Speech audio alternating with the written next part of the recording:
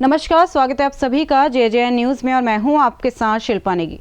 हल्द्वानी में कोविड-19 को लेकर तैयारियां शुरू कर दी है। इसी सिलसिले में केंद्रीय रक्षा और पर्यटन राज्य मंत्री अजय भट्ट द्वारा आज काठगोदाम सर्किट हाउस में स्वास्थ्य अधिकारियों और जिला प्रशासन के साथ एक महत्वपूर्ण बैठक की। मंत्री अजय भट्ट ने कहा कि दुरुस्त पर्वतीय क्षेत्र बेतालघाट दोखलखांडा से लेकर मैदानी क्षेत्रों में चिकित्सालयों में कोविड-19 के लिए तैयारियां पूरी कर ली गई हैं और जनपद कोविड की हर परिस्थिति से लड़ने के लिए तैयार है। राज्य मंत्री ने कहा कि सुशीला तिवारी हॉस्पिटल के साथ ही जनपद के सभी हॉस्पिटलों में कोविड-19 रोगियों के लिए ventilator, ICU, oxygen plant, isolation bed, Covid testing lab, oxygen cylinder, oximeter के साथ ही कोविड की मेडिसिन और स्टाफ का प्रशिक्षण भी पूरा कर लिया गया है। जनपद के जिन अस्पतालों में नर्सिंग स्टाफ और डॉक्टरों के रिक्त पद है उन्हें भी जल्द भर दिया जाएगा। विदेशों में कोविड-19 संक्रमण तेजी से फैल रहा है, जिसको देखते हुए देश के सभी राज्यों को हाई अलर्ट में रहने के निर्देश दिए गए हैं ताकि कोविड-19 को आसानी से रोका जा सके।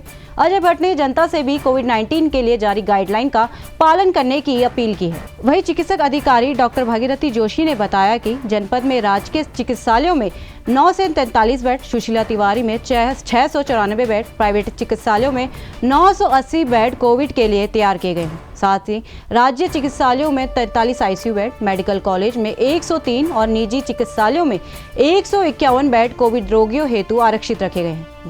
जनपद में राजकीय चिकित्सालयों में 43 वेंटिलेटर, सुशीला तिवारी चिकित्सालय में 138 तथा निजी चिकित्सालयों में 51 वेंटिलेटर वर्तमान हालत में चालू है।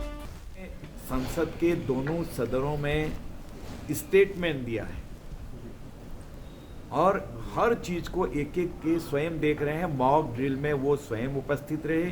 भारत भर के जितने भी हमारे स्वास्थ्य मंत्रीगण हैं वो उसमें उपस्थित रहे। हमारे जो हेल्थ सेक्रेटरीज हैं वो उसमें उपस्थित रहे हैं। तो जो चीज़ें हमारी रखी हुई थी वो फिर से नए तरीके से, जिसको कहते हैं ना, सफाई कर ली हमने। जैसे शीशे पर अगर धूल बैठ जाती है तो उसको एक हाथ मारा तो साफ हो जाता है।